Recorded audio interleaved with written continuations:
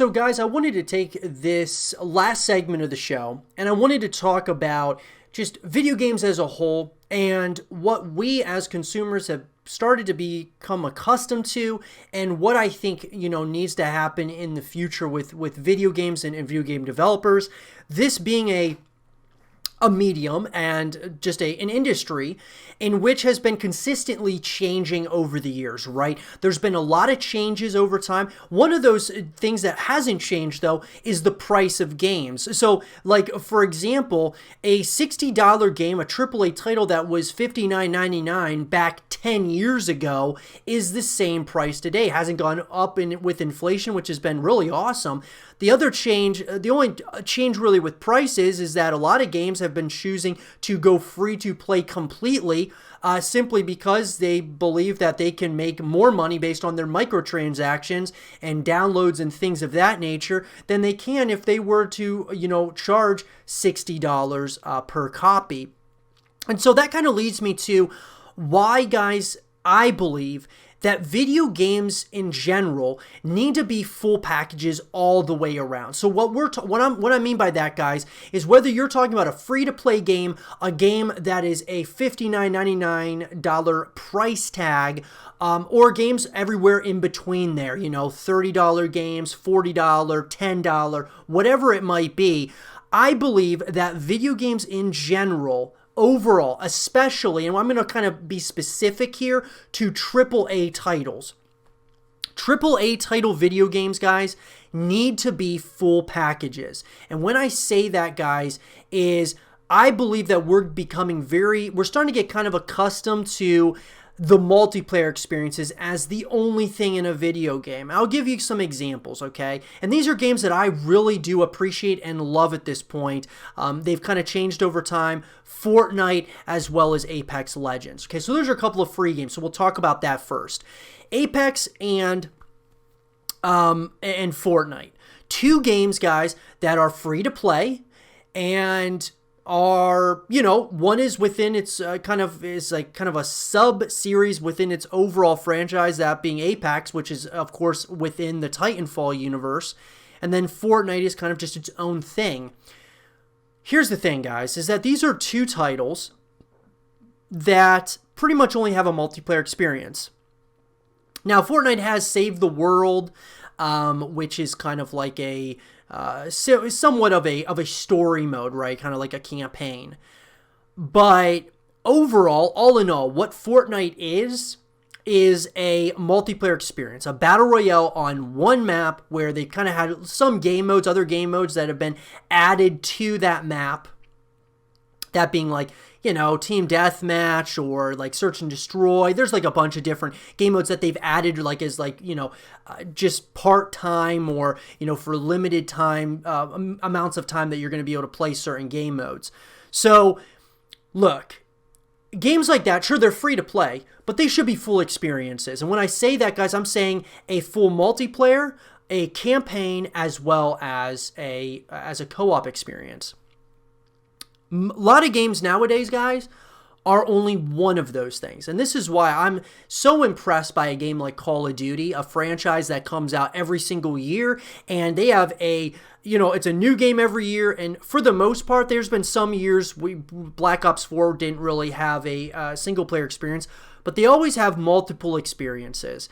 And Call of Duty Modern Warfare, I mean, for the money, you're getting a full-blown single-player experience. You're getting a multiplayer experience as well as, co-op modes, whether that be Spec Ops, if you want to do Warzone, which is 100% free for everyone. There are just so many different ways you can connect with that franchise. And that kind of leads me to why these games need to be full packages. I mean, I just don't think it's really fair that it doesn't even feel right, in my opinion, that a franchise, and this is kind of getting away from Apex and Fortnite, because those are free-to-play games. I think that those need to be full-blown experiences just because there's ways that they can monetize those full-blown experiences, whether it's co-op, single-player stories. A single-player story obviously doesn't have to be fully fleshed out, guys. It doesn't have to be this very in-depth story. But it'd be really nice to have stuff like that so there's more ways you can connect with the franchise. At the end of the day, that's what it's all about. Bringing people back to your franchise over and over again. Now, Fortnite obviously did a very good job of that. Apex did it for a little while.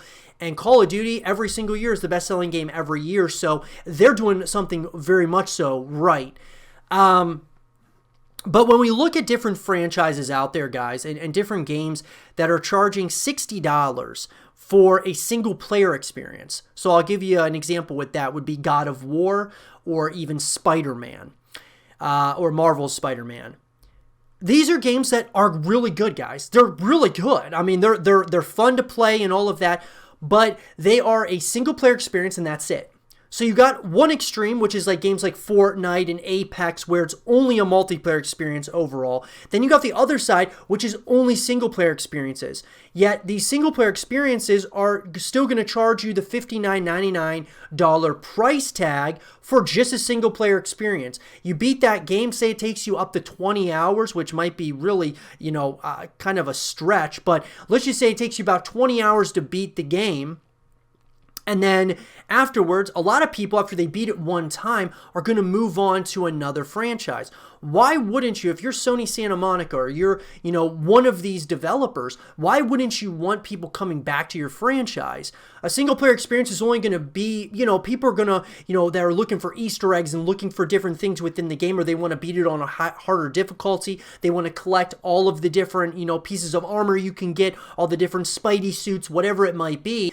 That's fine and dandy, but the majority of people are going to, like myself, I beat both of those games, which we're talking about Spider-Man and God of War at this point, beat both those games twice. So you play it I'll play it one time. If it's a single player experience, I play it one time on a casual difficulty just to see, try to get a really nice experience and see what all the campaign is like. And then I'll play it a second time through. And that second time, I kind of do things a little bit different than I do the first time.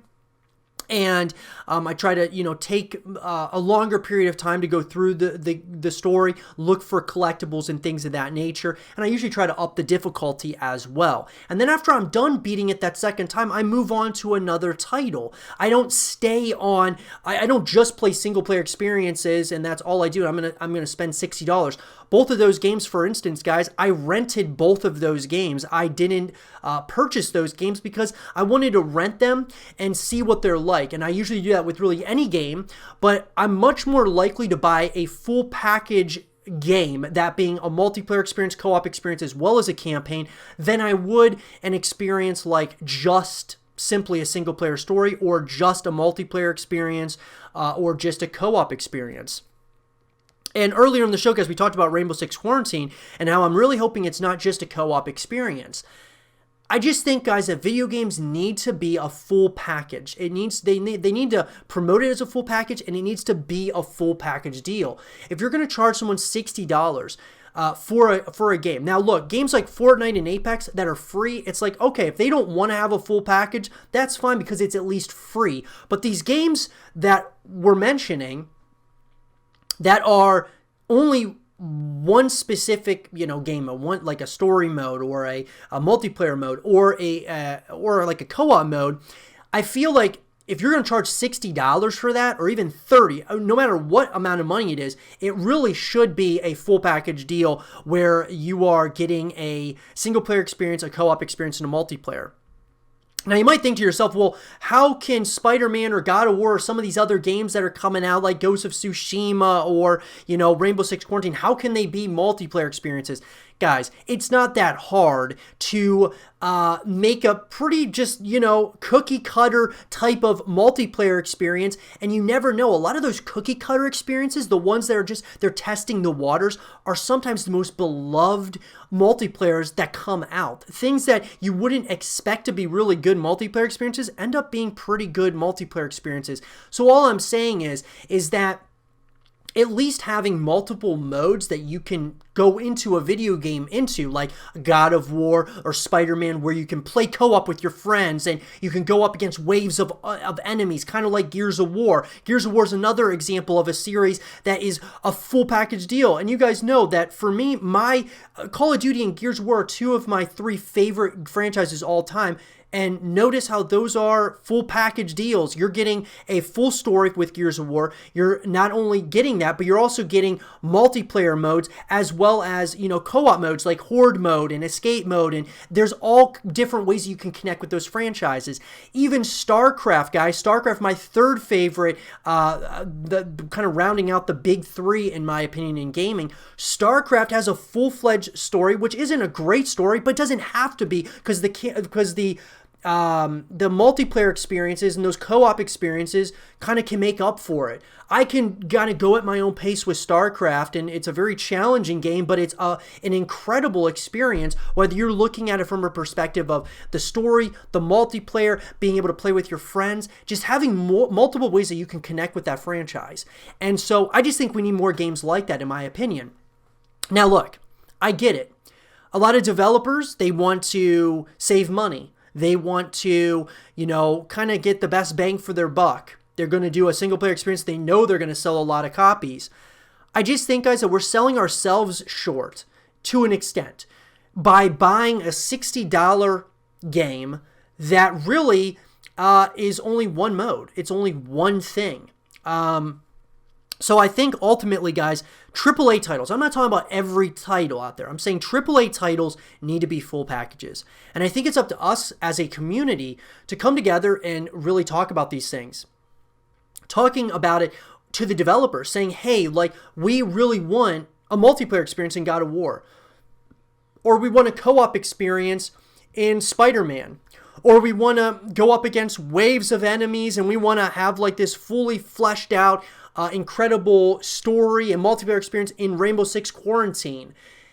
Those are all things, guys, that I think we have a right to kind of ask for. Because if you're looking at these are your favorite franchises, don't just settle for one thing. If you're a really huge fan of the God of War franchise, which I love God of War as well, but if you love the franchise, you're going to want to keep coming back to that game. And the developers should want you to continue coming back. If they're not going to bring out DLC, if they're not going to bring out all of these different other ways you can connect with the franchise, it's not your fault that you're ending up going to a different game.